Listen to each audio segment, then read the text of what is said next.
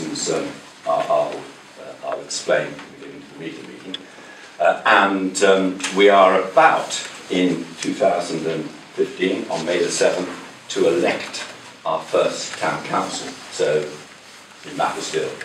So that's one of the reasons. The second reason is that I am also a town councillor myself in a little community called Bollington, just to the northwest of Macclesfield.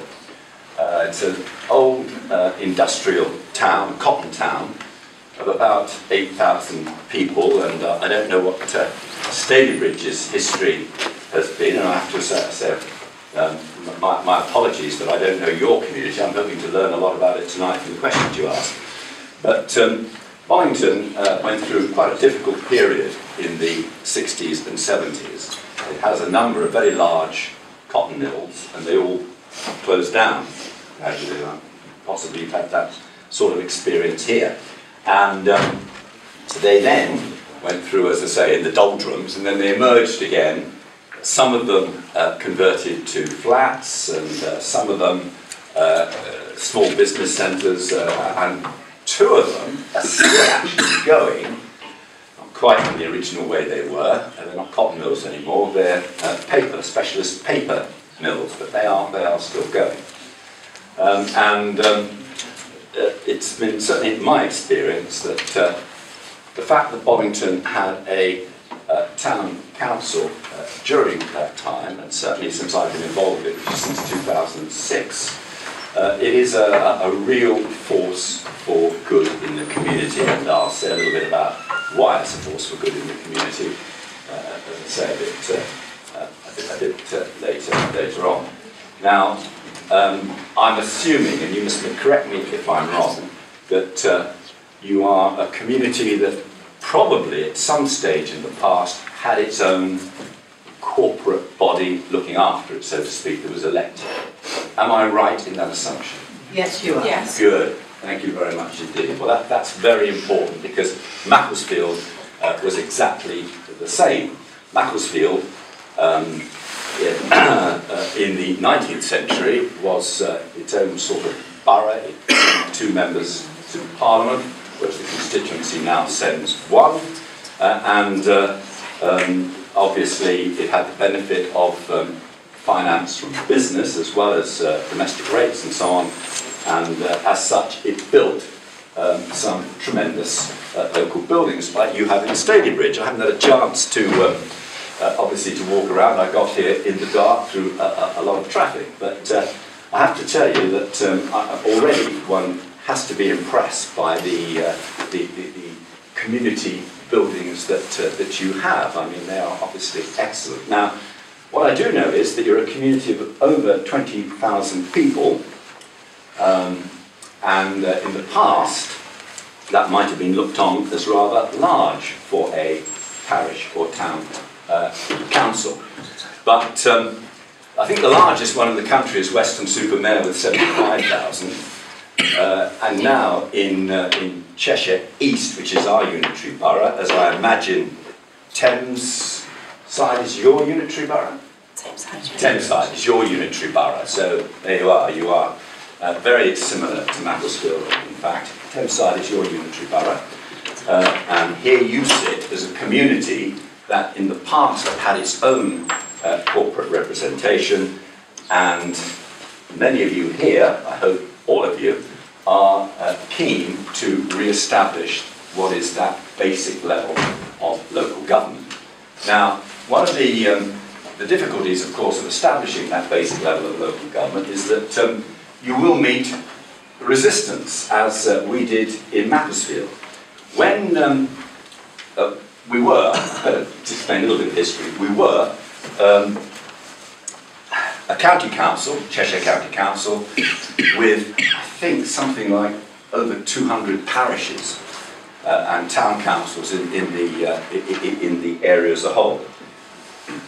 A lady called Hazel Blears, some of you will know well, I'm sure, during the last Labour government, decided that the appropriate form of local government in Cheshire would be to divide it into two: Cheshire West in Chester and Cheshire East. I have to tell you that didn't go down very well, but in the air, nevertheless that's what we ended up with. So Cheshire East, the new unitary authority that was created in 2009, ended up with 111 parish and town councils, but there were some small areas that, and I'm not quite sure what the reason was, historically did not have parish or town councils. So if you could see my presentation, you would see a picture of Cheshire East. You have to imagine it. Cheshire East's parishes, but there would be some black holes, what I call democratic black holes, in that map. And there was Wilmslow, quite a substantial community, with Hanforth attached, and a little village called Style. There was Crewe. Definitely not Wilmslow. It's London now. That's got to be Llandudno. And I have to tell you, I walked up here and I walked up there, and it's great. Should we move? All right. Now, is that going to distract you all? No, I'll continue. It's like playing with children and animals, isn't it? Playing with Llandudno on the screen. Yeah, right. So there were these black holes: Crewe, Wilmslow, and Macclesfield. And they were black holes because, of course, Macclesfield Borough. Why did Macclesfield want a town council? They didn't need one because, goodness me, they were the lead town in a borough. That's what they were called, the borough of Macclesfield. And you had the borough of Crewe and Nantwich and so on. However, when we got to this unitary authority, there we are in this situation. So some of us who were actually borough councillors representing Macclesfield on Cheshire East, on the new borough, and I came on in 2011, we came on with, actually as part of our manifesto, to have a town council for Macclesfield. The Civic Society of Macclesfield had already done what you tried to do, what you are trying to do, I believe, and that is petition for a town council. And when the Civic Society did it, you needed 10% of the electoral register. And in the Macclesfield situation, that was 4,500 signatures, attestable signatures on the electoral register. Is that the way you're going for it? We're going to talk a bit more about that a bit later on. Yeah, right, this is an introduction tonight. Right, okay, so that's one way forward. And I have to tell you, we spent, and I was amongst the people that did it, quite a lot of time knocking on doors and so on. And I have to tell you as well, we got some positive reactions. I think we got to the collection of 2,500 signatures eventually, of the 4,500 we needed. Now, you don't need so many now. You don't need 10%, you only need 7.5%. So I don't know what your electoral register is. Anyone know the number of electors? 20,000. It's about 20 to 26,000. Is it within the community of Stalybridge that you're trying to get a council for? Okay, well you'll need 7.5%, whatever that is. And believe me, if you've got an authority that's, but they will check it. You know, they will check every signature. However, Cheshire East, in the meantime, as a borough, said, look, you're doing okay, you're doing well, you're working hard there, but we are going to carry out a governance review, a municipal governance review. And we're going to review the areas of Cheshire East without governance, and we will help you with the process. So we then stopped collecting signatures and moved into a different manner of creating a town or parish council, and that was through the actual operation of the borough. Now, Wilmslow, in the north of our Cheshire East borough, had already itself created a town council, and in doing so, it had actually divided its community.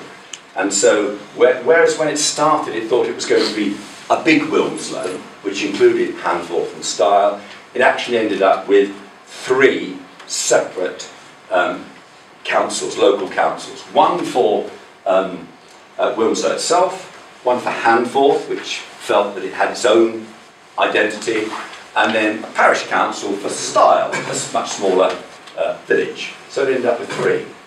Crewe, again, started as you're starting, collecting signatures, and now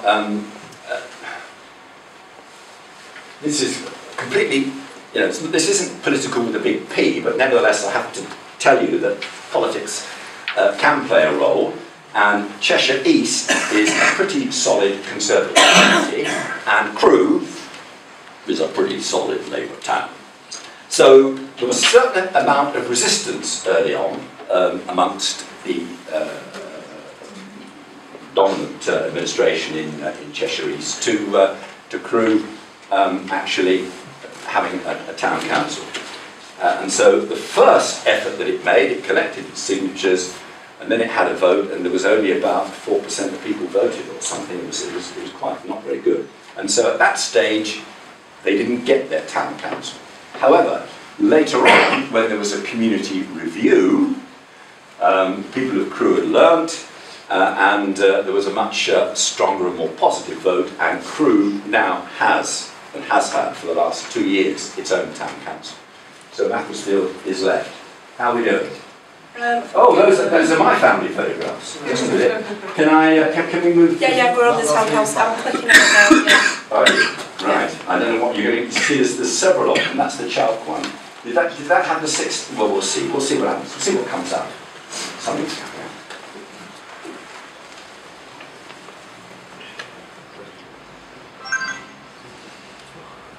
Thanks about it. I didn't say. Come on.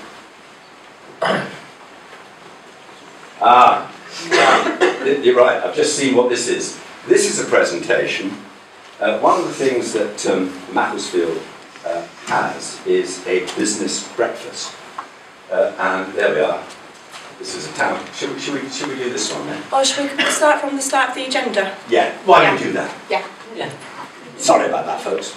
I wish I had a joke or two to tell you now, but I don't. So we'll go back to the start. Right, Jack. Right, warm up, Ken. Apologies, I think tonight's chair has actually got a little bit lost. Okay. Councillor Terry O'Neill. So we will start, anyway, from the beginning. Good evening, ladies and gentlemen. My name is Vicky McLaren, for those of you who don't know me, and I am chair of the Stalybridge Together. I would like to welcome everybody to tonight's meeting, which is going to be an interesting discussion on opportunities for Stalybridge. We are not expecting a fire alarm, there's a bit of housekeeping. So if the alarm does sound, please make your way out to the exits, which you can see on the right hand side, and follow the exit signs out. The fire meeting point is Armentier Square at the side of the church. And the toilet facilities can also be found out on the right hand side and follow the signs around the corner. Could I also ask as well for all mobiles to be put on silent or switched off, just so they don't interrupt tonight's meeting. And if you've not already filled out an attendance slip, could you please fill one out before you leave the meeting. Tonight is going to be an historic moment for Stalybridge and will be filmed for prosperity.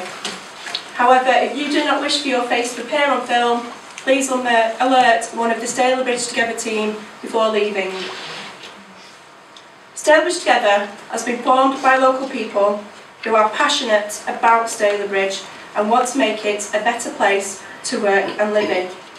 Our aim, as Ken said, is to establish a Stalybridge Town Council and make a positive impact on Stalybridge. The process to achieve this aim will be explained a little later, and there will be an opportunity to ask any questions that you may have. Tonight we've been joined by representatives from CHALC, which is the Cheshire Association of Local Councils, and I would like to welcome Councillor Ken. There were 3 of us coming, and I'm sorry, I seem to be the sole survivor. I can give Terry's apologies have been given. Obviously, he has got lost somewhere, which I have to tell you is quite easy to do. coming around Stockport in Manchester.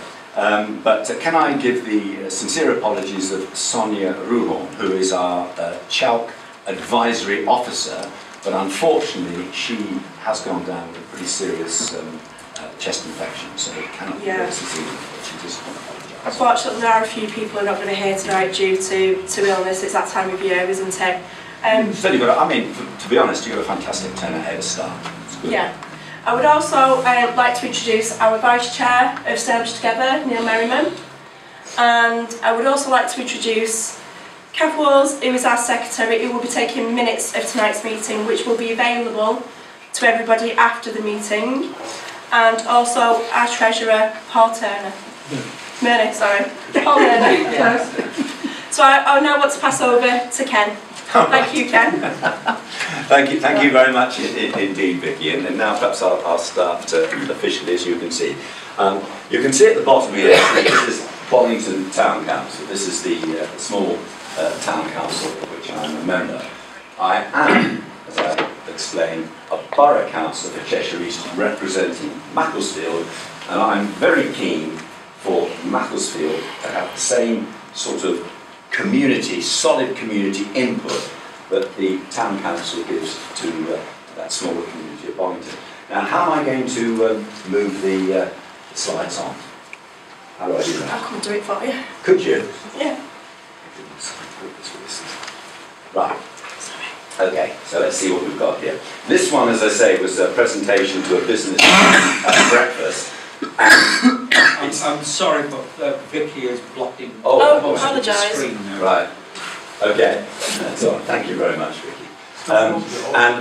It's never been seen before, strangely enough, because although it was prepared for the business breakfast, the Friday before I was due to deliver this, sometime in midweek, Wednesday, I actually had a stroke. And ended up, would you believe, in Ward 11 of Macclesfield Local Hospital. So this is the first time this presentation has been given because I missed the business breakfast. However, there you are, parish and town councils in Cheshire East. 97 of them. I don't know how many there are in Thameside. Right, 8 town councils. And as you see there, 4 new local councils, and I explained their creation, Ronslow, Style, Hanforth and Crewe, and 1 non-parish area, Macclesfield, with 65,000 people in it, one of the 2 big towns in Cheshire East.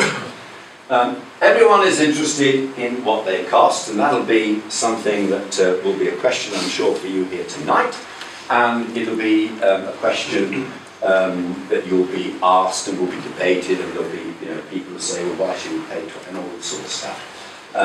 So those are the sort of range of precepts. A very small parish council with 200 people probably isn't going to do very much, to be honest. They can't afford very much and they can't do very much. And so they probably have a small annual precept of £5. However, quite a few town councils in the Macclesfield area have taken advantage of the Localism Act of 2012, and which encouraged the major authority to devolve responsibilities. So if I take Bollington as an example, we had a civic hall in the centre of the village with a library that was run by Cheshire East, having inherited the civic hall from Macclesfield Borough and the library from Cheshire County Council. It got very complicated. So they said, would we like it? Now, yes, we thought as a town council we would like it, but of course it's going to cost. So what did we do?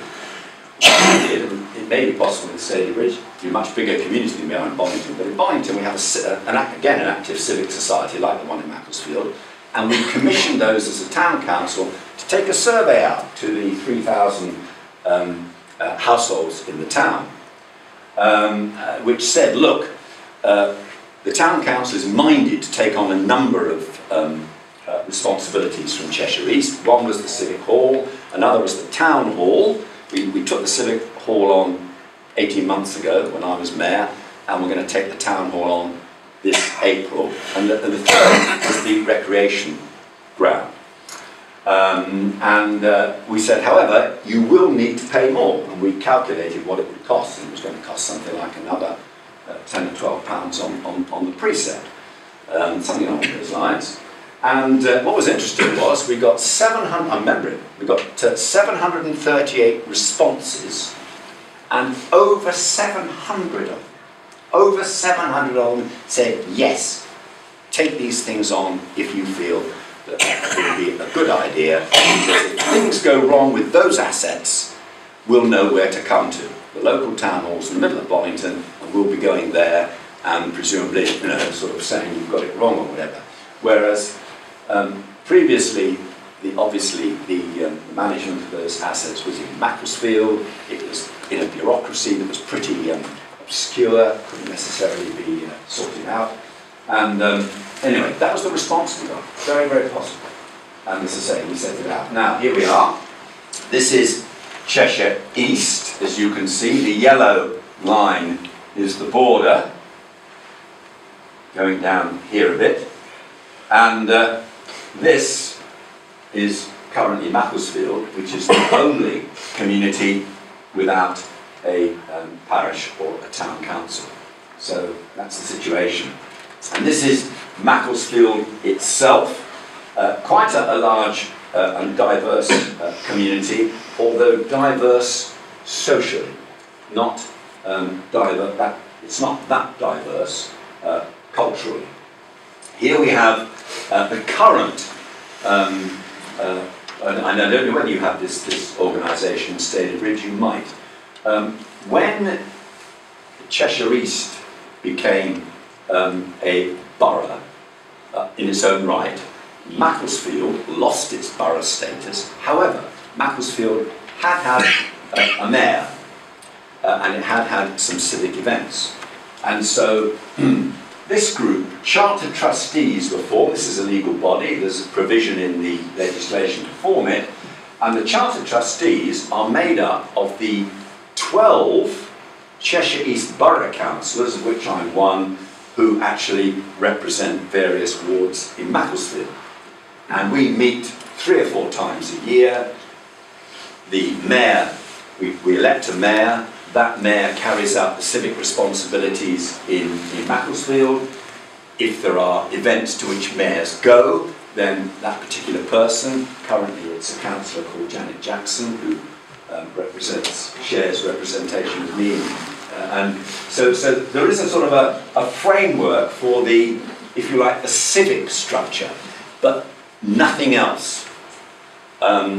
We had some representations of the Charter Trustees from a very good voluntary body in the town that said, look, you know, could we have a grant to help us with some celebratory activities? And the Charter Trustees split on that. Someone like myself thinks, well, why not? But there were councillors there who said, look, our business is not to provide grants for voluntary bodies and so on, however good they are. Our business is just to, you want me to go on then? So, our business is just to manage the civic events and the ceremonial. So, you know, you end up virtually powerless, really. Now, so what did Cheshire East do, if you like, to try and match the gap, if you like, where the town council was? Because Cheshire East is very keen to offload local responsibilities because, of course, that reduces their cost base, that reduces their need to raise funds, and as you know, local authorities are under tremendous financial pressure. So, as well as the Charter Trustees, they created something they called a Macclesfield Local Service Delivery Committee. Now, I don't know whether you have any such body in Stalybridge. You may have, the Thameside have created. But Cheshire East created this body, again. Who was it? It's the 12 Macclesfield councillors again, which I'm one. And what were they supposed to do? They were supposed to recommend actions to Cheshire East Cabinet, and they could recommend a special expenses levy, which meant an extra tax on the people of Macclesfield in order to do special things for Macclesfield in addition to whatever was being done. And they could oversee local services, but they had very limited terms of reference. They were, in my words, these are my words, they were a creature of Cheshire East and could only make recommendations. They had no independent sense of responsibility of their own, for their own community. And I have to say, I wasn't very keen on that. Right, so let's look at the financial and resource base for a local council. It is, of course, a local council tax, which is added to your total precept, which will be made up of the precept from the borough, the precept from the police, the precept from the fire authority, and on top of that will be added your local tax for your particular body, and of course that will depend on what you want to do. Now, I don't know how well you are up on local finance and structure of the council tax, but currently our properties are in band A to B and H, and obviously the bigger the property, the further down the alphabet they are. So if you live in a modest two-bedroom terrace, you're in A, and if you live in, as our vicar does, a huge 7-room mansion in a big garden overlooking a nice patch of river, then you will probably be in band H. And D is the standard. So when you see this local authority has, let's say, 17,000 properties, they will be the equivalent band D. And your H's, as you can see, are worth 2D. So, you know, your all these A, B's and C's are converted to D's, so you get, if you like, what's called your tax base. Now, our current precept in Bollington is £55 a year on a band D property, compared, I think, to something like 1,200, 1,300, which is the band D tax for the borough, and then you've got the fire and the police on top. And as you see there, it's levied on notional house values, last assessed in 1991. So, you know, when people talk about a mansion tax, personally, this is a political statement, I would prefer to see a properly restructured council tax across the whole spread of properties, because I think that would be fairer and more reasonable. But there you are. And that is that will be your tax base in Stalybridge. And as I say, I'm very sorry I haven't managed to do the research, so I don't know exactly what it is. But does anyone know how many band D property equivalents you have in Stalybridge? Nobody know? Well, it's a good thing to know. But let's say, for the sake of argument, you have 5,000, just for the sake of argument. Obviously, 5,000 by whatever your precept is, gives you your total budget. And as I say, if I gave you the average budgets in Cheshire East of the parishes, they've gone up recently because quite a lot of the bigger towns have taken on various assets and responsibilities from, but I mean ours is typical at £55 a head, which is, as you can work out, £1 a week per household, not per individual, per household. So it's not too bad. Okay, that's right. How were we going to structure it in Macclesfield? This is the sort of thing you have to think about, of course. You've got to think about your wards. Now, it so happens we've kept the same wards in Macclesfield for the borough council, we've kept the same wards as the borough council for the town council. Now, traditionally, and this is a fact, as a borough councillor, I get an allowance of £11,000 a year, which is a significant sum of money, believe you me.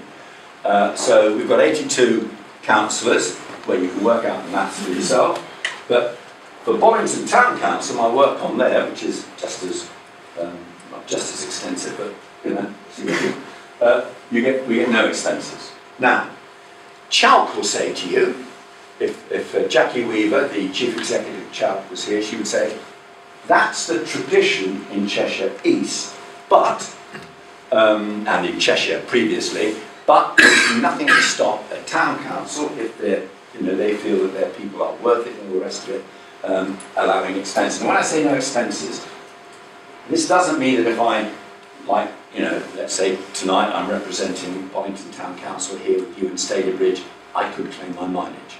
It so happens I won't because of the allowance I get from Cheshire East, but I could. So when it says no expenses, it doesn't mean that it won't cover you, but there's no sort of standard aim. As I say, that's the sort of that was the precept that's recommended. Now, strangely enough, I had a detailed meeting on this only last week as to what we're going to recommend to the Cheshire East Cabinet for a precept for Macclesfield. And I don't think it'll be quite as much as £1 a week. It'll probably be 80p a week for a Band D household. That's the number of Band D households we have in Macclesfield, and therefore, if you had that, £1 per week, your annual precept would be something like nearly £1 million. So quite a lot of money that actually would then be spent in the local community. Now, what are your main costs? Well, wages and space. I made an estimate of 88,000. Don't forget, this was to a business breakfast. This was to business people. They wanted, they always love to know what everything costs. Okay. Right, powers and duties. Now, town and parish councils do have quite a lot of powers. One of the complaints that we got from the Macclesfield Town Council, particularly from one of our borough councils, they said, Ken, why do you want a town council? It's only got, and his phrase was, Mickey Mouse powers. And what I said to him was, Brendan, you are completely and utterly wrong now.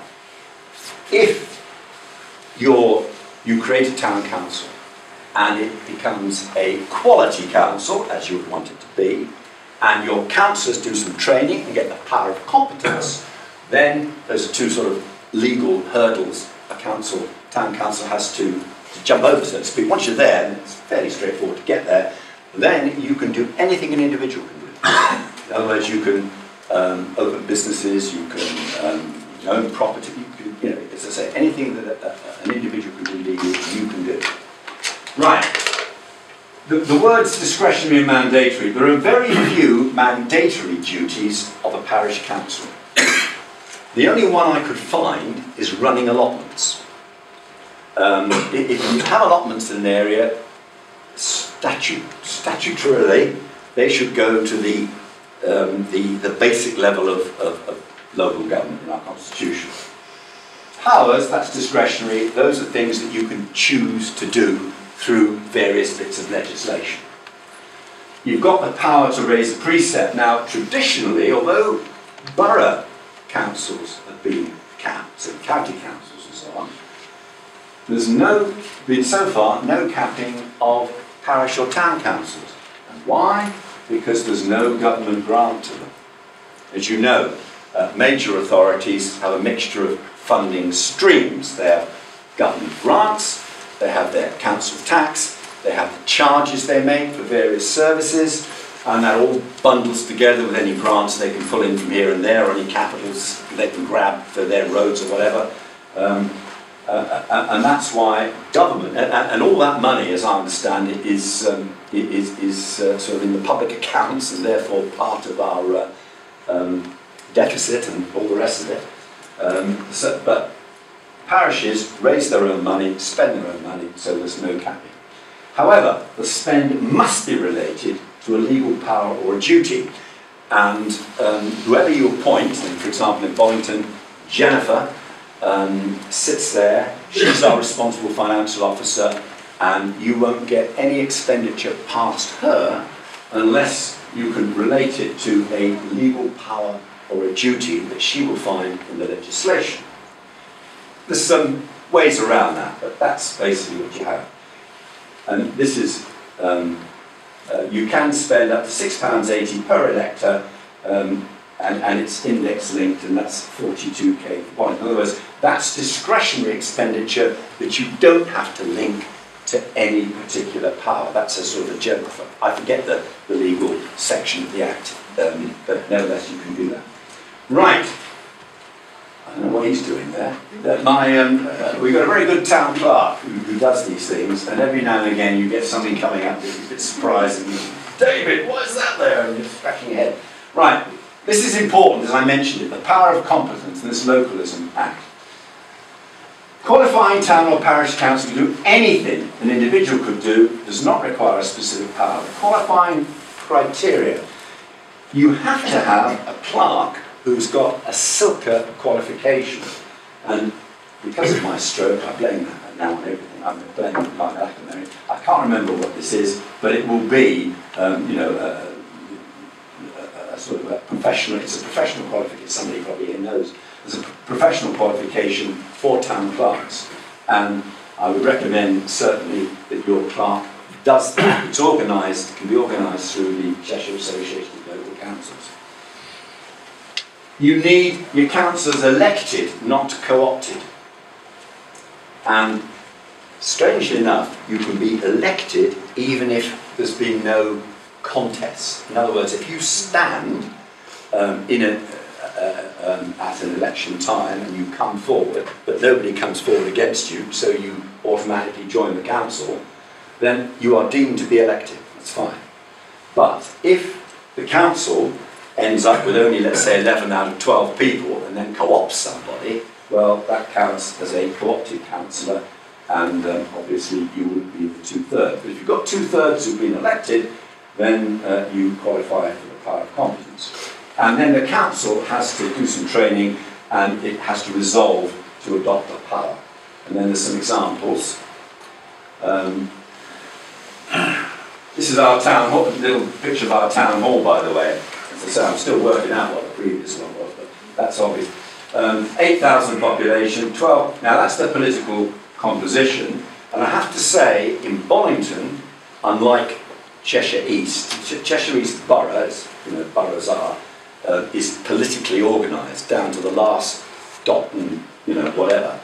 But I have to say, you wouldn't necessarily know by listening to them in a council meeting what particular political or no political label people had on the town council. That's just the way it happens to work.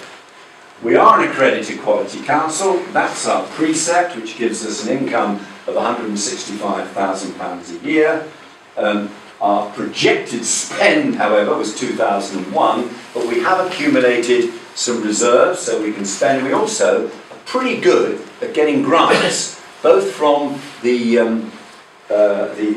borough authority and from waste recycling organisations and you name it, we go and look for it.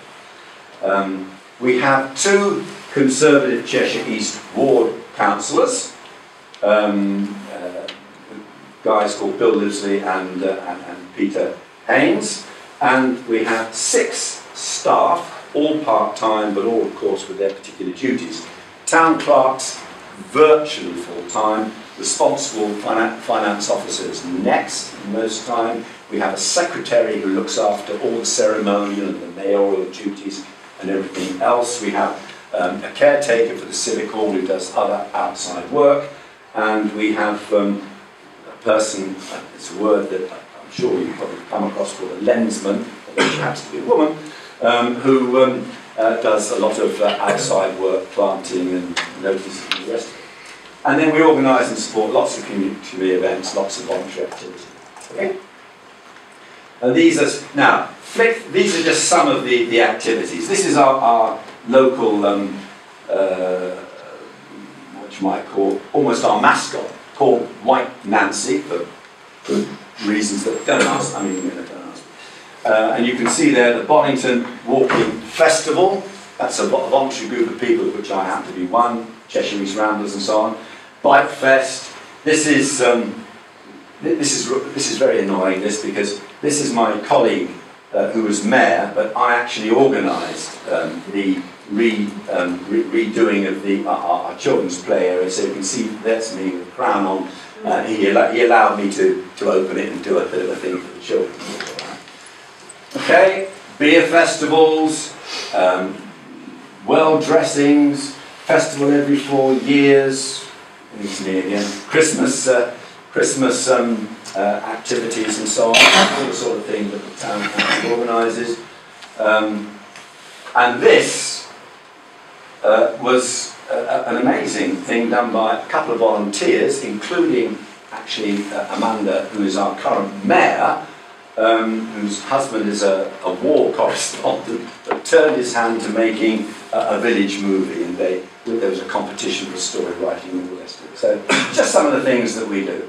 Now, what's important about a town council? Well, obviously, what's important about it is it brings the community together, and there are some of the sort of activities that bring them together. And our view is that well-being is as much about what's in your head and what's in your heart as what's in your pocket. And the more that you can organise positive things in your community, the more well-being there will be, and that's what we devote ourselves to doing. But communication is key. We're local, contactable, approachable, try hard to be knowledgeable, try hard to be helpful. If something's happening in Bollington, we get asked about it first. And, oh, that's just it. See, David, yes, he's added this one in.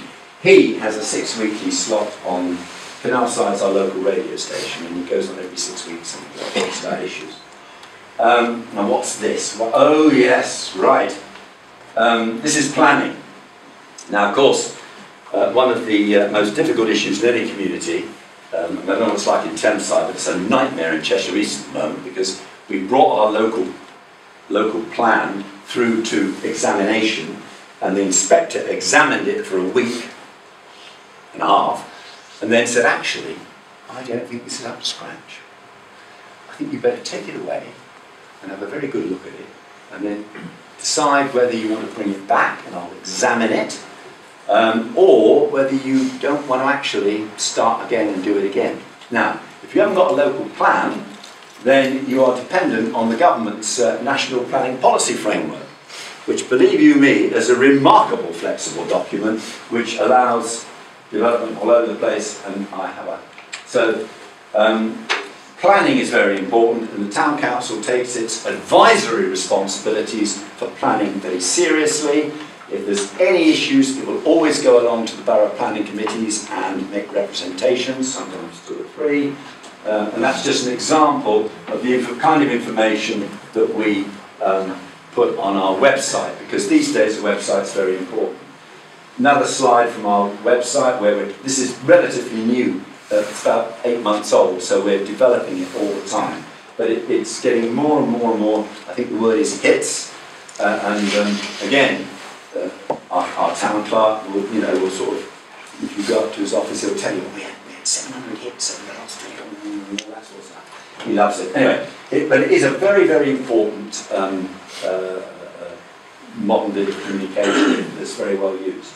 Move on, thank you. Yeah, need help, bus services, that sort of thing. And these are key things that you can click into. If you want to go onto Cheshire East website, click that. NHS Direct, click that, and so on. This is just... I apologise on his behalf about this. He's very keen on this website. This is our Police Community Support Officer. Again, Bollington spends £11,000 a year cooperating with the Cheshire Police, and we have our own Jenny, who's our own PCSO, who is devoted to law and order in Bollington. I'm pleased to say that we don't have a lot of problems, but we do have some. Oh, that's planning meeting again. Let's go on. Right. Now this is important, because this is part of being a quality council. 4 times a year we produce this newsletter called the Bollingtonian, and it's a 4-page document with news about what we're doing. And if you want to be a quality council, it's that level of, you have to have that minimum level of communication. This is was a very controversial planning application in Bollington. In the centre of town, we had a big foam manufacturing business called K-Mexella. It went out of business, and therefore we had to decide what to do on there. That was the sort of the industrial side of things. And now, this is what we've got, and we spent a lot of time now. This is our Civic Hall, which was really run down under the Borough Council, and we've spent quite a bit of money, but it's now fantastically well used. I mean, you're very lucky here to have this facility. As I say, ours was rather, as you can see, not quite so, what can I say, historic, and it needed a lot of work. Oh, that's me again. Yeah, this. In the middle of last year, Cheshire East Borough decided to save money. How would it save money? Well, it would stop financing Bollington secondary school pupils going to the local school by bus. It would make them all walk the 2.5 miles to the local school. Under 3 miles, you see, so no problem. But it's not a particularly safe route. So we had a tremendous campaign, and it happened to, I don't know whether it's deliberate that it happened to be while I was mayor, but it was while I was mayor, and I and other councillors led a campaign to stop that. I'm very pleased to say that they reinstated the cut.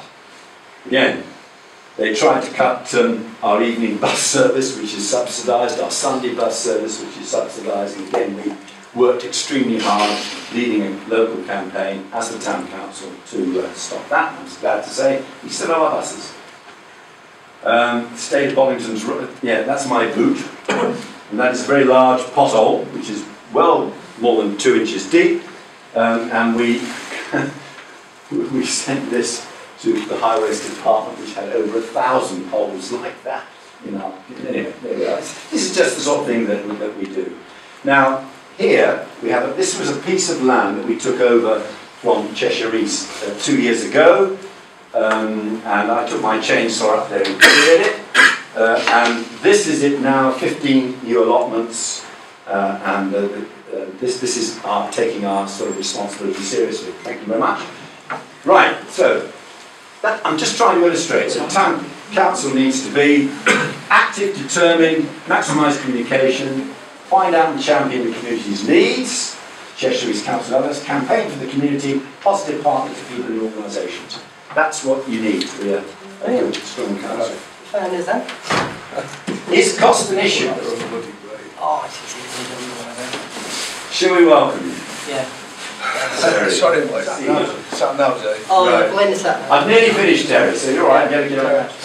Now, as I say, the key thing, well, I think there's 2 key things for people really that we got. Well, the one I've mentioned is that are the powers enough? And what I'm saying is, if you've got active people, a good town clerk, you can do an enormous amount of good. So I'm not worried about that one. But the 2 you also get is, will people get confused? You know, well, if you get confused in English local government, you certainly could. But my belief is people can very sensibly think we've got a local council for the local things and we've got a bigger council for the bigger things. Very simple. So you come back again and again to costs. And this is what people will say, it's too expensive what you're paying for. And all I can say there is I've acknowledged that we did increase the precept by 60% in 2011 to take on assets from Cheshire East Council. But we consulted every household, and that's where we get to communication. You've got to try and bring people with you. And 94% said, yes, that's what we want. Basically, they said, you're local, we know who you are, we trust you more than Cheshire East on local matters, and we know we can take you to task. We know where you are if things go wrong. That's the message. Right. How much does it cost? Well, we've been into this a bit already. Basically, can't spell, can I? That should have an E on the end. Sorry about that. That was the precept, the Band E precept that Crew started with. I think they've increased a little bit. But it's £69 now. Sorry? It's pushing £70 now, Crews. Is it? Yeah. Okay, well, that's what they started with. Yeah. And now they are, okay. Wilmslow, do you know what Wilmslow is? That's pretty much the same. It's about 25, Macclesfield, say £20 per household, and your income comes out of that. Town Council, what should it do? Why would you want one? Why would you want one in Stalybridge? Same reasons as we want one in Mac. Provide a regular forum for local opinions to form and be presented on all planning matters. But it does more than that. It provides you with a whole structure of meetings to bring the community together and to debate any issue. It supports local voluntary groups. That's really important because volunteers often need some small support, resource, rooms even, to get off the ground. Town council can provide it. Acts as a supportive partner with those who wish to improve the quality of life in the community. So again, if anybody has a good idea, they've got somebody to go to locally who will listen, be interested, and either give support or point them to other support. This is important. Put in match funding for projects to improve the town. S106 monies or community infrastructure levy, or, as I say, grants from other bodies. The town council, if it's well organised and has a good partnership relationship with the borough council, then you can have a strong influence on all those areas and make sure that the funds that are generated by your community are focused on the needs of the community that you have articulated within the community. Monitor and ensure standards are maintained in public service and health service and crime prevention. Again, that's important. Who will call other public bodies to account if you don't? There you are as a town council sitting on a regular basis with experienced people. Your borough councillors will come to every meeting. They'll come to any particular, if you've got a highways committee, they'll come to that and so on. Our borough councillors certainly do.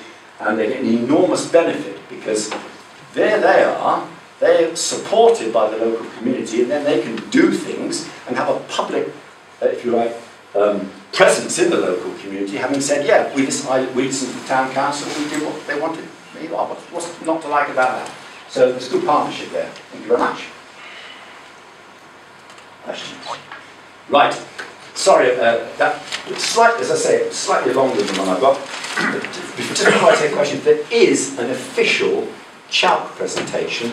It's 4 slides, and it basically says, you know, this is creating an independent body for you and for your community to, you know, represent yourselves, and basically a town council is the only way you can do it. Right, I'll take questions. Sorry, I think the gentleman at the back there. Oh, I beg your pardon. Thank you. Yes, please. I'm Councillor Doreen Dickinson, the Tameside Council. Right, so you're a borough councillor. Yes. Yeah, like me, right. The presentation was very good, but we kind of skipped over actual powers, and that's what I'm interested in. Okay. For a council. Just let me say, just let me finish. Yeah, don't. You said you had your foot on a pothole, and you said that's what we do. Now, my first question, do you actually do road repairs? No. Do you actually do gritting? Do you have to? Yes, no, and gritting's an interesting one. May I just use that as an example? Right, now, what do we actually do in our community? Gritting is very interesting. Bollington is stuck up a valley and it goes up the sides, right? Cheshire East reviewed its gritting policy 2 years ago, 3 years ago now, and it said, right, we'll grit bus routes, we'll grit routes to schools. That's it. Well, routes that have been traditionally in Bollington that have been gritted previously dropped out of that policy. And we have some very narrow, steep roads where there is currently unrestricted parking on both sides, and actually they are quite dangerous. And also, waste lorries and what have you. Now we've got all this delivery from the internet and so on. It's not just cars and bikes and all the rest of it. So we said, okay, we are going to consult and we're going to grit some roads because we feel that that's the only way we can protect people in the village. So yes, we took on some, after debate, we took on some road gritting, and the way we do it is just we pay Cheshire East an additional sum of money. That's fine. Do you actually make planning decisions? Of course not. No, we don't. No. But we do influence planning decisions. You have a representation. But we do not make planning decisions. That's your job and my job when I'm sitting on the Northern Planning Committee or Strategic Planning. But I wouldn't like people forming a town council, and if they want to form a town council, that's absolutely fine. But no, this is excellent because these are all the issues that they have. Yeah. No. Doreen, the thing to remember is the way we're different also from East Cheshire is we'll still have our borough. Our borough is not. Our borough is not. No, I understand all that. I'm just trying to point out. We started off without it being as fragmented at the start. I mean, so shall we tell you a bit more about Stalybridge together? There's a lot of negotiation we take. I'm there to answer any questions they've got. There will be an opportunity to ask more questions later on different aspects of the town. We are proposing to establish a Stalybridge Town Council which will operate in conjunction with Tameside Council. We are not replacing Tameside Council by any means, but we want to work with them in partnership. This will be a positive move for Stalybridge, as the Town Council will have funds specifically for Stalybridge, which will have been raised in Stalybridge and will be spent in Stalybridge. The Stalybridge Town Council wants to improve the quality of life for the residents of the town. To this end, the Town Council will endeavour to encourage and promote the best social and environmental practices in Stalybridge by managing the services, assets and resources of the town. The Town Council intends to benefit the local community by working together with all sections of the community in the best interest of the town and for the betterment of the town and the surrounding villages. I would like to repeat again, this is about working with Tameside Council, not against them. Stalybridge Together is offering the people of Stalybridge the opportunity to establish a town council which will comprise of members elected by the public and who will offer their services on a voluntary basis. The only paid member of the town council will be the town clerk, which is a legal requirement. The town council will provide a platform for local people and the issues concerning them. We are not saying by any means that the town council will be able to solve every problem on their own. However, as I said, they will be working in partnership with Tameside Council, and we will ensure that the people of Stalybridge have more of a balanced voice with Tameside Council. Any issues that the Town Council are unable to resolve will be highlighted to Tameside Council, and they will act as a mediator with the Tameside Council. The Town Council is not wanting to take over the job of Tameside Council. It wants to work with them in a collaborative partnership, and I can't stress that enough. It's not a case of us and them, it's we wanting to work together for the betterment of Stalybridge. Stalybridge Together and the Town Council hopes to destroy the negative images of Stalybridge and attract more people into the local area, including tourists, shoppers, businesses and residents. We are being approached by people from Stalybridge repeatedly who raise other issues that affect the local area. Stalybridge Together currently has a 3-year plan which covers issues that have already been highlighted by local people, and I do have copies if anybody would like to have a look at that as well. The plan is a living document and is therefore open to change because there are issues constantly being raised within Stalybridge. But the Town Council may wish to use this as a starting point when they are elected. The plan covers issues which affect residents and businesses and also other local organisations. It is an inclusive proposal and allows for the continued growth of the town. Due to the cost cutting which has been imposed on Tameside Council, this will help to take some of the pressure off them and will help them to apply the Localism Act of 2011 in Stalybridge. So we are wanting to work together with the local council. It's not a case of we think the council are doing a bad job, we just want to help in any way that we can for Stalybridge. Has anybody got any questions they would like to ask? Please. Yeah. Thank you, Vicky. I'm Councillor George Roberts. You are speaking on behalf of Stalybridge Together. Yes. I would like to know what constitutes Stalybridge Together, how many are you, and what is your constitution? We are roughly at the moment about 20 to 25 in number, which we will hope will grow after tonight. At the moment I've just read out a couple of our mission statements and our aims. They are also available to be taken away in your leaflets as well.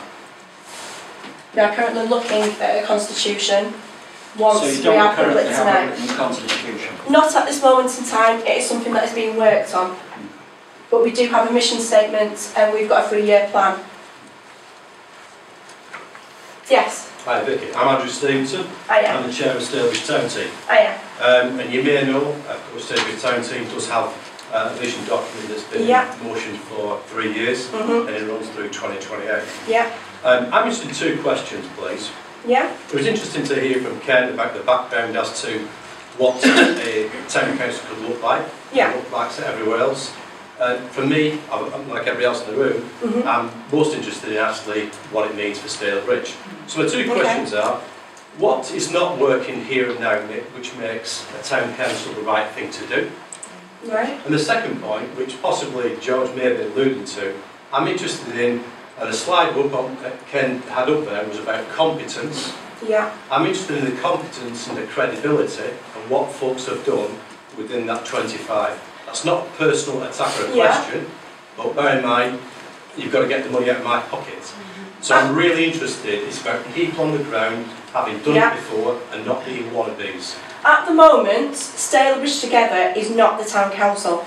It will be members which are elected by the public.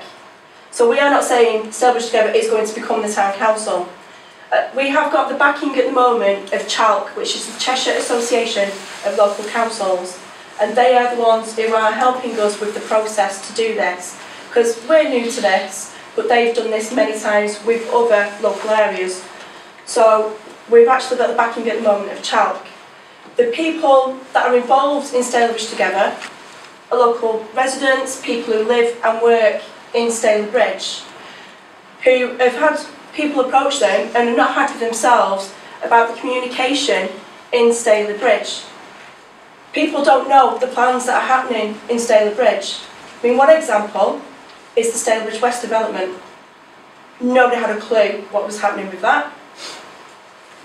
There's other issues that have been highlighted, which is the car parking, which people feel that they're banging their head against a brick wall trying to get sorted. There's issues as well about the proposed developments up near the old power station, which will affect the traffic flow on Mottram Road and also on Huddersfield Road. People do feel that there's not a lot of communication between people in Stalybridge and the organisations working within Stalybridge. Vicky, can I just say, I'm sorry I'm late. My name's Terry O'Neill. I'm Parish Councillor in Helsby. I'm also part of the Cheshire Association of Local Councils Executive Board. But in terms of your question, sir, about competence, CHALC have got a full set of training courses for new councils, etc. So everybody gets the right amount of training in terms of understanding what they should do as a town or parish council. And obviously, you've got to have a proper constitution, which, as Vicky said, CHALC will help you with, you know, draw up a constitution, you know, if you decide to go ahead and have a town council. That in part answers my question, Right. in part it does not answer my question. Good. Can I? Yeah. Yeah. Do you mind if I ask one Go on. first? Thanks a lot. You're talking about holding an election and so on. Do you have an estimate of the cost of this election? And obviously, that is not going to be paid for by the Borough Council, neither is it going to be paid for by national government. The cost of the election would have to be an additional cost on the precept. Have you got any idea of Can I just explain the process from the beginning, where we go after tonight?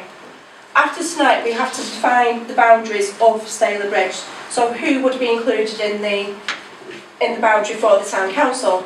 Because as you know, the wards, there's a Stalybridge Duckingfield ward, so it would be only half of that ward which would be included, because it's going to be the SK15 postcode. After that, we then do a petition. We need to get 7.5% of the electorate to sign a petition to say they want a town council.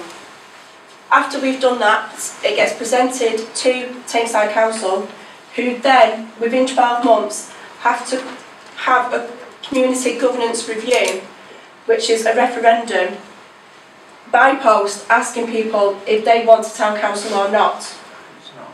There is not a referendum. Can I just say, there is national government money for setting up town and parish councils. So that will help you get your foot on the rung of the ladder, if you like, in terms of the elections, etc.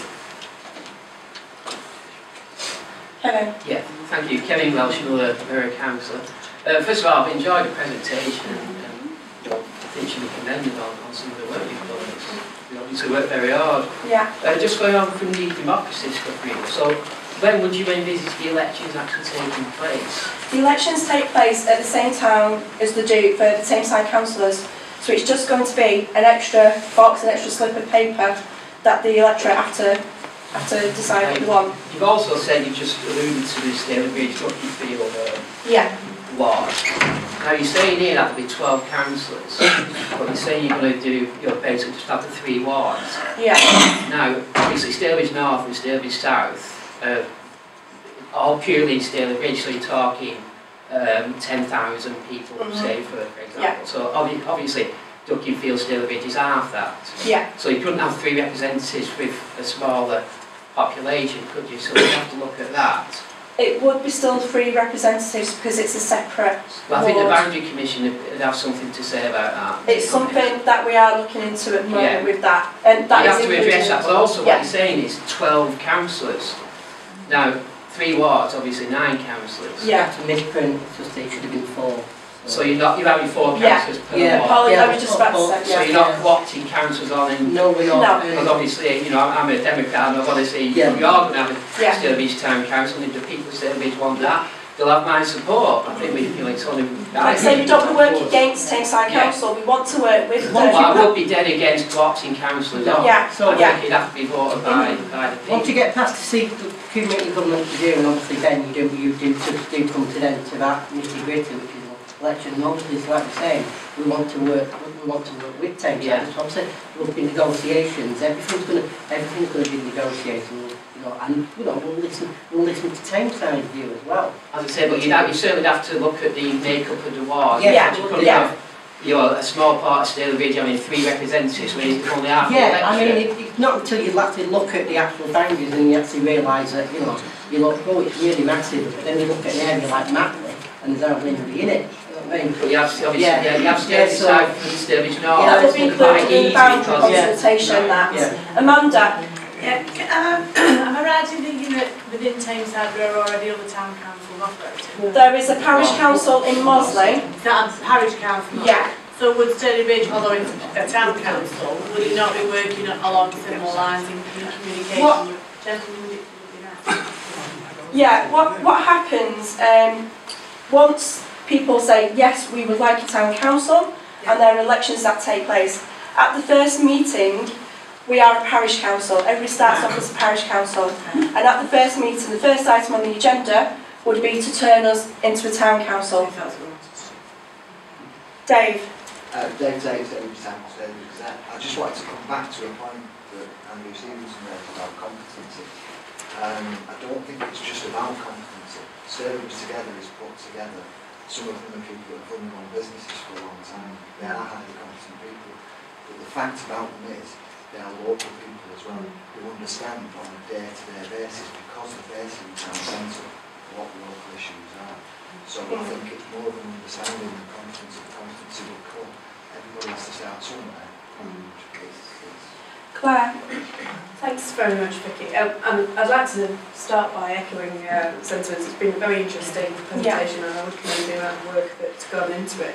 I've got a couple of concerns and then a couple of just points of information, if I can, very quickly. I do have a slight concern about the geography of it all, because an 8,000 town, an 8,000 population town is not the same as a 23,000 one.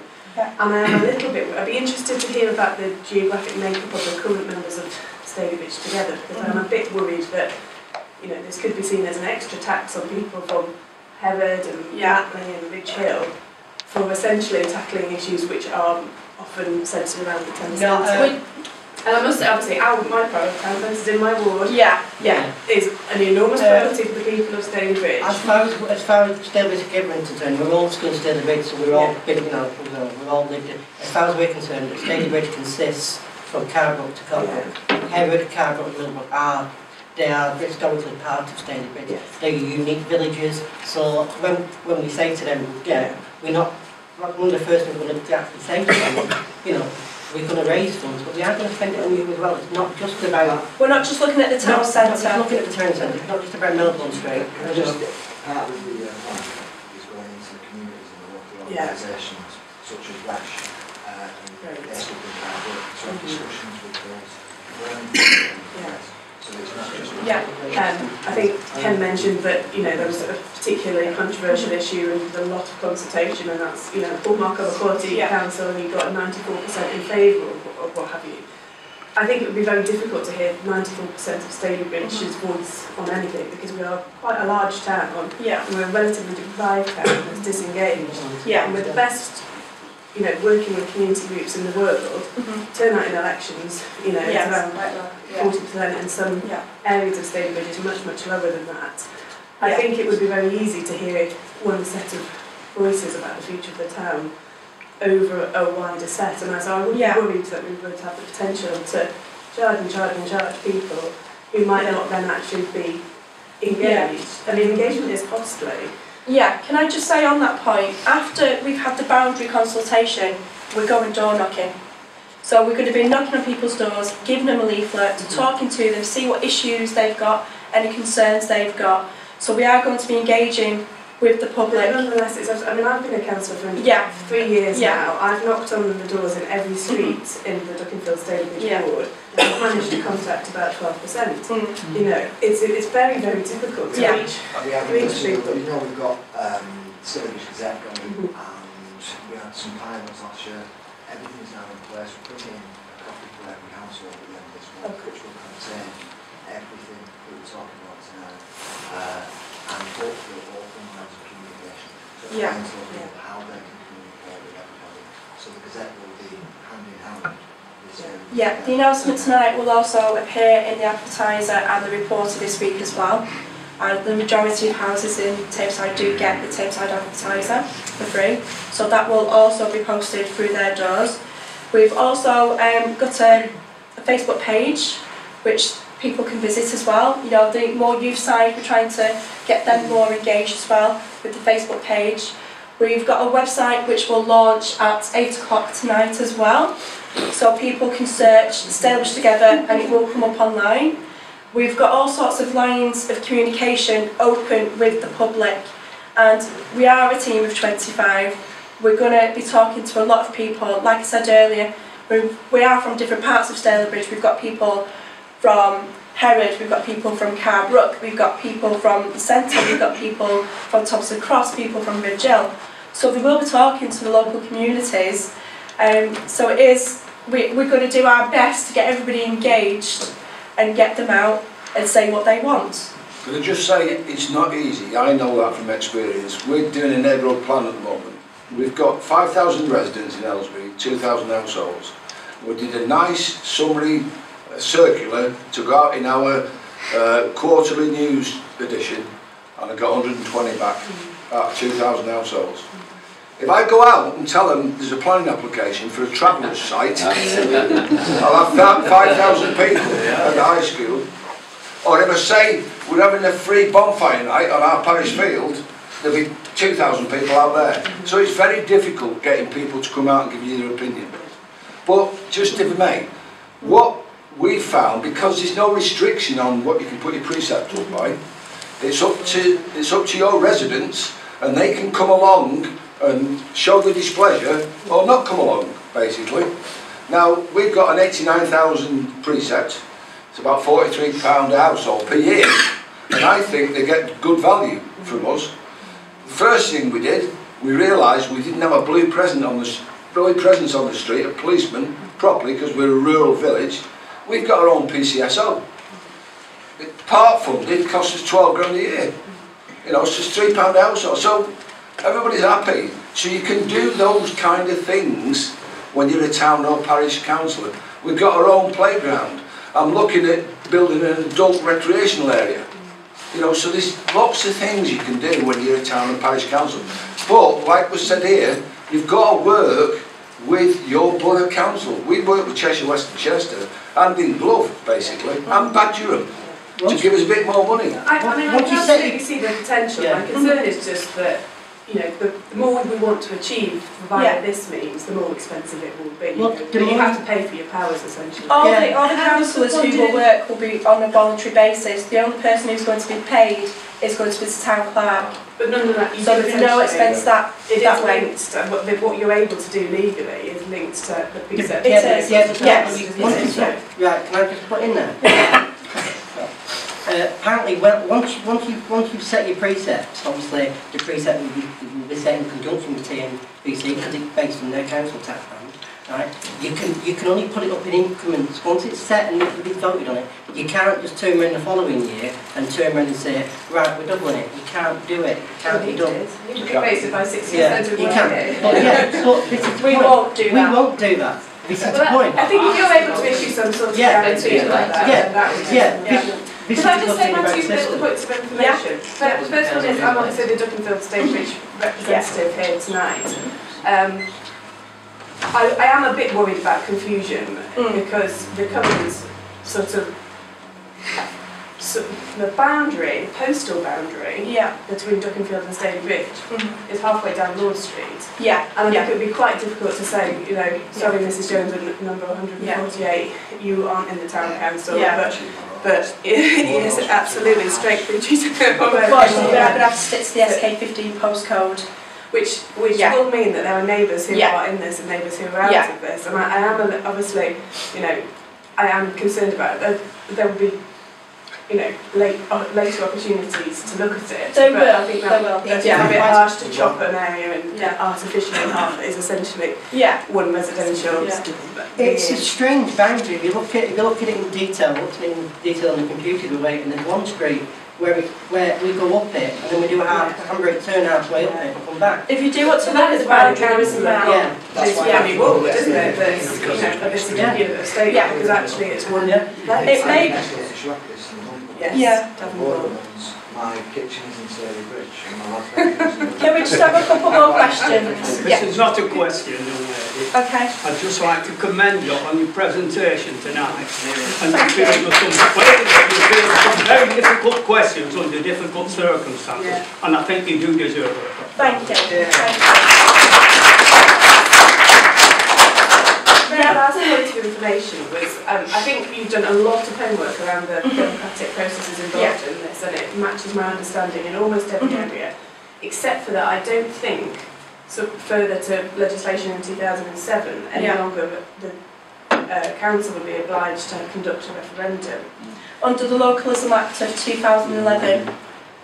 I don't think so. They're obliged to conduct a review, which would, of course, involve talking to different community groups, talking to different stakeholders, but there would not be a postal referendum, so it wouldn't be a one-person, one At the end of the day, after the referendum, Tameside Council do have the authority to say no. There wouldn't be a referendum. The laws have changed about that. There's no longer any obligation on the council to hold a referendum. Yeah, we will double check that with Charlton. I don't think we have to review. This is, can we just introduce Robert Landis, who's the head of democratic Can we have a services? definitive statement on this, please, Robert? The guidance on government websites is quite clear that the council will undertake a community governance review. Yeah. It doesn't refer to a referendum at all. Postal votes. Not at all. We will clarify that. We've just had one with Cheshire West and we didn't have a referendum. It was coming out and talking to local groups, etc. and getting their views and opinions, what should be in and what should be out. And how many councillors, etc. So it's worth checking. Yeah, we will check that with Charlton. Unfortunately, a couple of representatives are unable to be here tonight due to illness. Amanda? Yeah, I'm sensing that some of the Tameside councils who represent Stalybridge are a little bit concerned that there's going to be dual representation on a town council team and the borough council team. I'm sort of I'm picking up that vibe from the front row.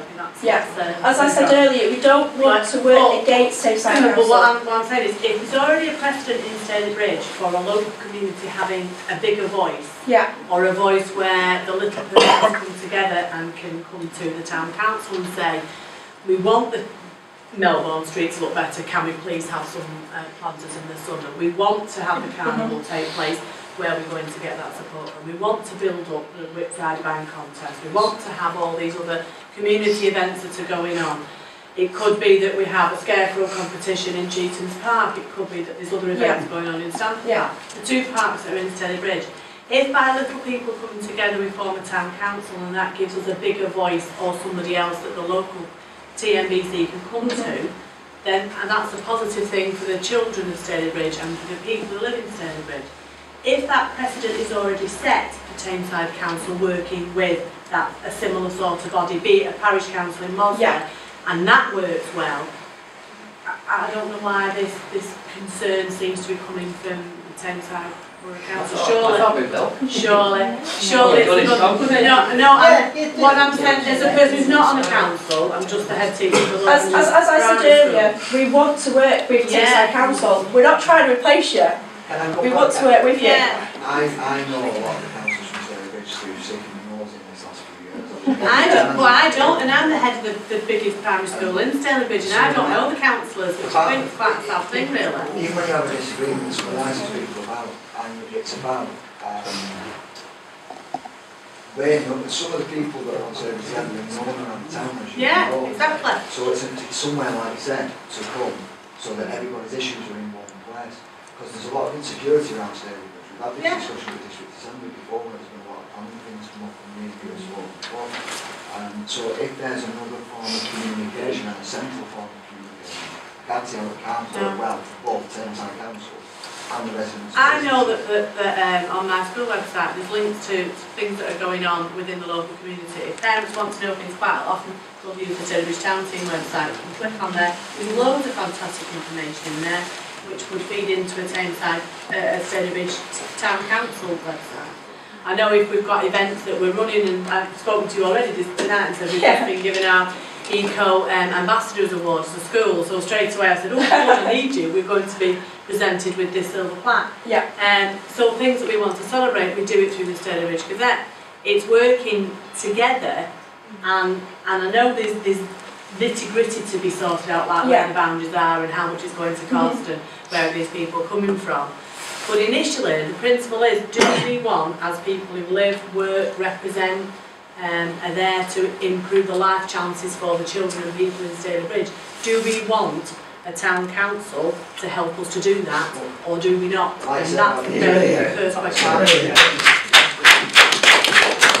Can I just make an observation?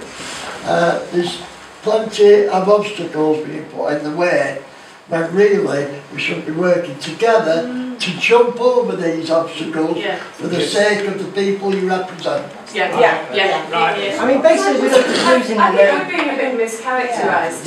We're all here. We've got open ears, but nobody has said that they oppose this development. I know, and we thank you for coming. I think everybody here is extremely open to the movement on this and would want to understand exactly what it is we want to achieve a bit better. I can't reiterate, I'm not trying to replace you. I do think it's important that we go into this with our eyes wide open. I agree that if there are hurdles, I'm sure there are ways to overcome them, but let's not run into hurdles blindly. That's all I... It can only be one. I think I picked up on in the presentation was that a town council could get grants that yes. the municipal council couldn't. Yes. So, for example, so there's going to be other funds available for us, struggling or something like that. We could perhaps Stalybridge together to get a historical grant in a way that the council couldn't. So working together, we could actually get more money into Stalybridge. We can, and it will take some of the pressure off the funds that Tameside Council are trying to juggle the books with. Because we know that there's cost cutting being imposed at the moment on Tameside Council, as there is all over the country, because there's a deficit. And if we can get these extra funds, because we're a different body, fabulous. It's all better for Stalybridge. We've got a parish field that we play football on that badly needed draining. We've just got £10,000 grant off the landfill tax. Well, the Borough Council wouldn't give us any money. So we've gone a different route. We've got money for it. And back to the lady's point there, in terms of working together, what we do, I don't know whether the Thameside councillors have a budget to spend on their communities, but Cheshire West, Cheshire councillors have 10 grand each.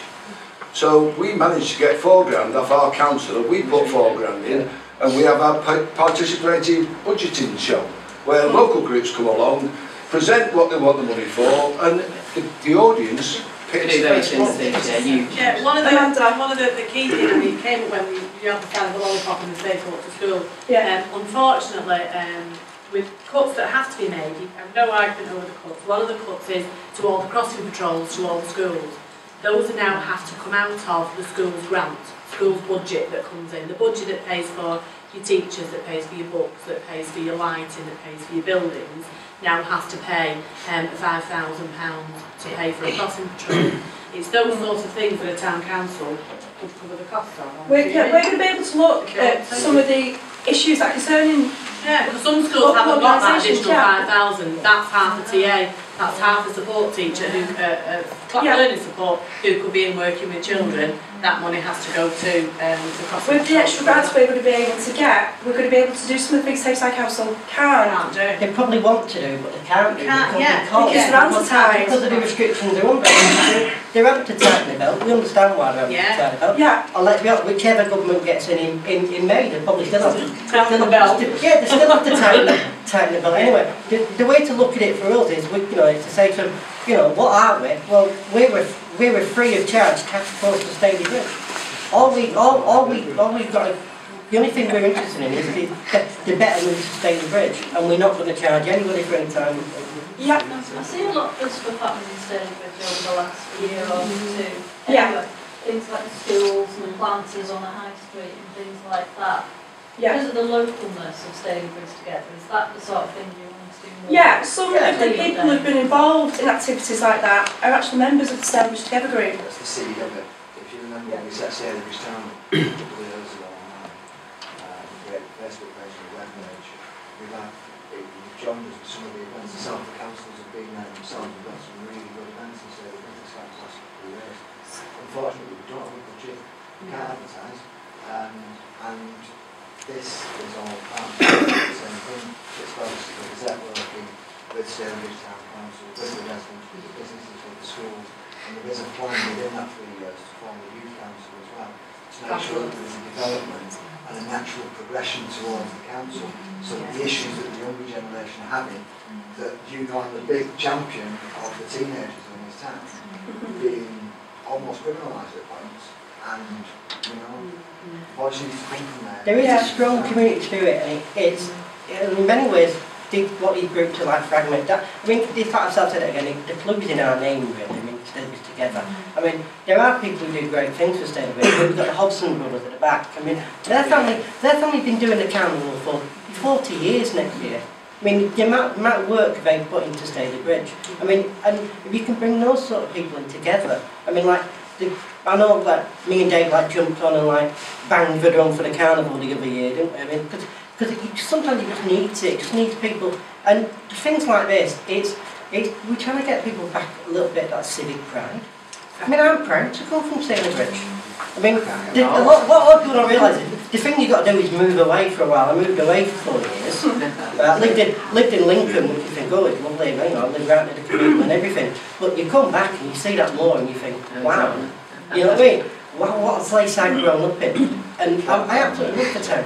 So that's what we want to do. We want to continue the good work that's already going on in Stalybridge, but we want to do more of it for the people of Stalybridge and get them together working as a community and engage people in Stalybridge.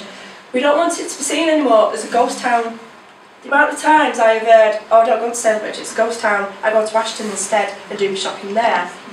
We don't want to hear that. We want to be bringing people into Stalybridge, whether it be a park, as a tourist, as going shopping in the local area. Oh, I want to move to Stalybridge as a resident. We want to be drawing more people into Stalybridge and get them all working together. Yeah. Whilst anything that's in the right direction to get more people to come, work in Stalybridge, it's got to be commendable. I think it's also, you know, I'm sort of curious from a town team perspective, Yeah. how that looks in the future. Because some of the things that I think Lady just mentioned, a few things have happened.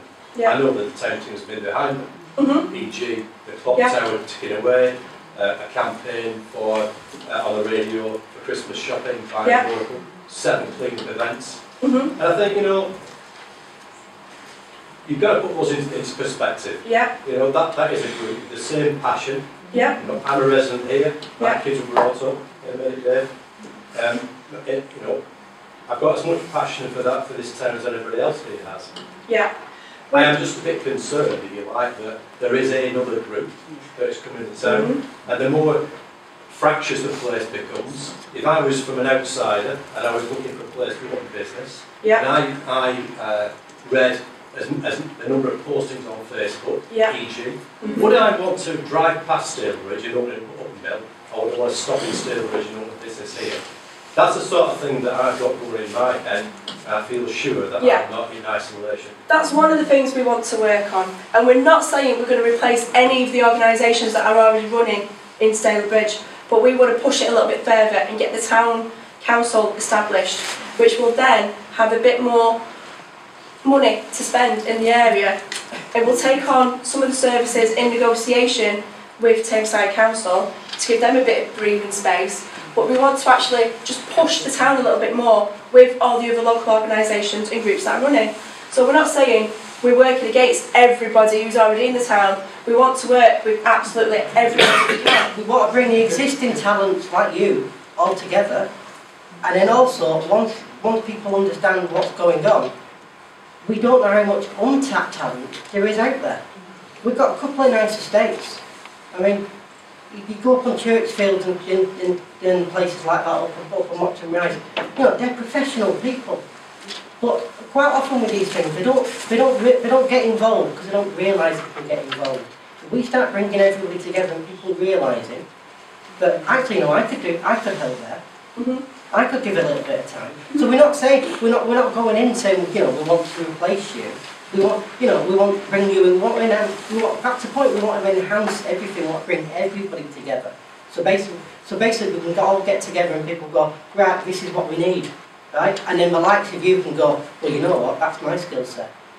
And we might have somebody, you know, we might have somebody who we don't even know about who's living up on Churchfields, right? Who can actually go, you know what, where I lived first, I used to do that. It's all about tapping into what we've got. We did have a question at the back. Yeah, my name's Dave Sweden. I'm one of the councillors. I think it's really interesting, this. It's a real interesting debate. I think you've got to look at the fact that Stalybridge is something like 25,000 people. You've got a massive catchment area. I think you've got to look at why those people aren't coming into the centre. I think you've really got to look in the mirror. There's a big job to be done here, looking in the mirror. You mentioned car parking charges. Now, car parking charges that have been refined and implemented before Christmas and spoke about by me. I spent an hour on Tameside Radio talking about things, bigging Stalybridge up, bigging it up. And the point was made earlier on, there's a lot of people, and there's many people in here, that deride Stalybridge, and they put things on social media that should never, ever see the light of day. Now, the point that was made by Andrew Stevenson before, we have a choice, and it comes back to 25 or 23,000 people. We have a choice where we spend our money. Now, no matter how much money you have, and it's interesting, you want to get all this money, how are you going to revitalise, and how are you going to put an offer into those shops, because we have a lot of them, how are you going to put an offer into that shop that is going to attract the people, the 25,000 people that are now going up to Upper Mill, down to Stockport, down to anywhere but here. And that's a massive ask there. You've got to start looking in the mirror. You talk about parks and you talk about the good things. There's loads. We've got a green park that's had £5 million spent on it in Stamford Park. It's an absolute beacon of how a park should be. You've got Cheatham's Park. That's your opinion. Yeah. That is your opinion. It's a fabulous park.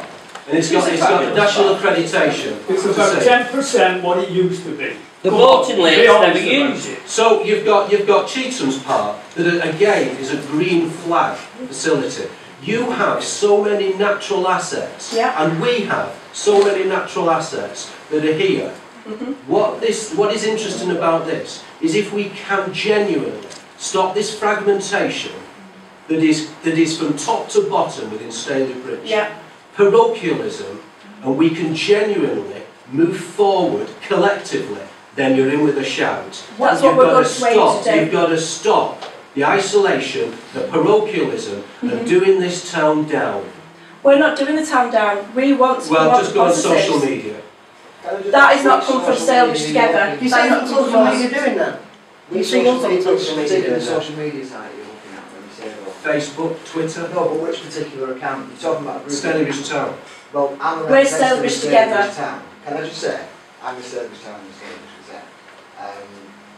Anyone that can go on there, anyone that's been on there, can see there's a policy on there, positivity, and we try and feed a positive outlook for Stalybridge. That's what we've done since we set up. That was the whole point of it, was to get rid of the naysayers and negativity that's in Stalybridge. And I have to raise a point, I think we are bringing some naysaying and negativity to the group now, which is my kind of to address. And when you say what are we going to do to bring people into the town centre, what has happened so far in the last 10 years to bring people into the town centre? We're trying to develop, along with Stalybridge Town, Stalybridge Together, and Stalybridge Gazette, an online presence for every shop in Stalybridge to join the business forum.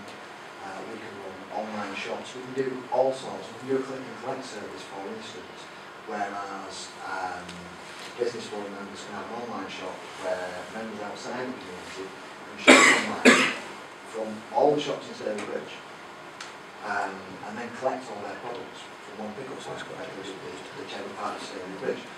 So when you say, what are we going to do? We've already been doing it for the last 4 years.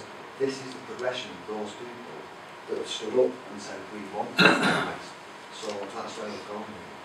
Can I just say, well, in defence, there was a very negative comment put on about a Gawthorpe school went onto the website. I contacted somebody and it was dealt with within minutes. It was off, it was done. The police were contacted, person that tracked all that, and it was done so quickly. Well, we've already said, we're a community of 22,000 people and we can't control what everybody's going to put on Facebook. But it is monitored. It is monitored, you're right, yes. Yeah, it's monitored and your party's right. I mean, we have got lots of things, but there's other strange things. Because if you look at the way these new estates have been built over the last 15 years, right, Churchfields and right, we've had people move to the area, from out the area, who don't live, right, and because they've sort of got into the mindset of not going into the centre of Stalybridge, they don't even know the things are there. I had this really strange thing the other year where it snowed, and I had a girl on my Facebook who'd been on Churchfield and bought a plot. So she'd already been living here for 5 years. It snowed. She said, well, she just inboxed me on the Saturday morning and said, where can I take the kids sledging? So I jokingly said, well, there used to be a really good spot and put your house on it. But in the end, I had to give her directions to Cheatham's Park. And that's somebody who's lived in Stalybridge. So we know everything's not right. We're not going to... Our thing is not to talk the town down, it's to talk it up. We've already said to ourselves, there's so much negativity among the people. That's our first hurdle. Can we just say thank you very much for all your questions and your comments tonight. We are running out of time, unfortunately. So I would like to thank Ken Edwards and I would also like to thank Terry O'Neill for joining us tonight, for their input. And a big thank you to everybody who's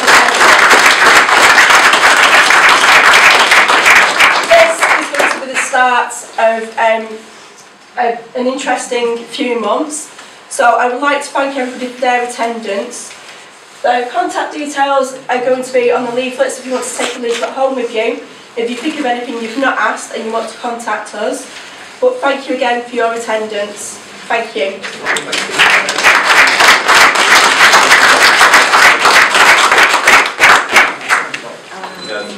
It's the start of a process, and, but it is important to keep it going if at all possible, because it will benefit the community. Thank you. Okay. Thank you. No doubt.